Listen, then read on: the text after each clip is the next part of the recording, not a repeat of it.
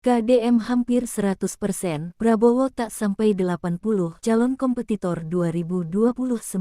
Gubernur Jawa Barat, Deddy Mulyadi, meraih tingkat kepopulerannya begitu tinggi. Indikator Politik Indonesia merilis hasil survei terbaru mengenai evaluasi publik terkait kinerja para gubernur di 6 provinsi di Pulau Jawa dalam 100 hari kerja. Terbukti nama Deddy Mulyadi di urutan paling atas. Survei yang dilakukan pada 12-19 Mei tahun 2025 ini melibatkan 3.100 responden dari 6 provinsi di Pulau Jawa, meliputi Jakarta, Jawa Barat, Jawa Tengah, DIY, Jawa Timur, dan Banten. Survei indikator mencatat dari 6 gubernur di Pulau Jawa, Gubernur Jawa Barat Deddy Mulyadi mendapatkan tingkat kepuasan tertinggi dengan 94,7%. Kepuasan terhadap Deddy Mulyadi mencapai 94,7%, tertinggi di antara gubernur lainnya, kata pendiri sekaligus peneliti utama Indikator Politik Indonesia, Burhanuddin Muhtadi, dalam rilis survei di kantornya di Cikini, Jakarta Pusat, Rabu, tanggal 28 Mei tahun 2025.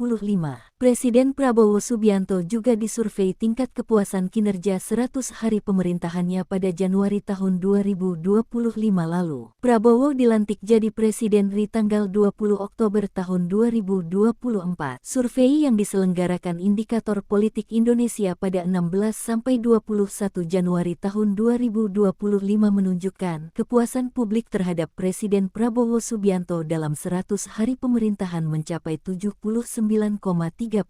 Deddy Mulyadi disapa warga, "Pak Presiden," saat mengunjungi warga Kampung Baru, Harjamukti, Cimanggis, Kota Depok, Jawa Barat, Kamis tanggal 8 Mei tahun 2025 lalu. Pengamat politik dari UIN Jakarta, Burhanuddin Muhtadi, mengungkap analisisnya terkait Pilpres 2029, yang menentukan Deddy Mulyadi akan maju Pilpres 2029 atau tidak adalah keberaniannya melawan Prabowo. Burhan menutup pembahasan peluang Deddy Mulyadi di Pilpres 2029 dengan mengungkapkan prediksinya. Menurutnya, nama Deddy Mulyadi sudah masuk 5 besar capres dengan elektabilitas tertinggi.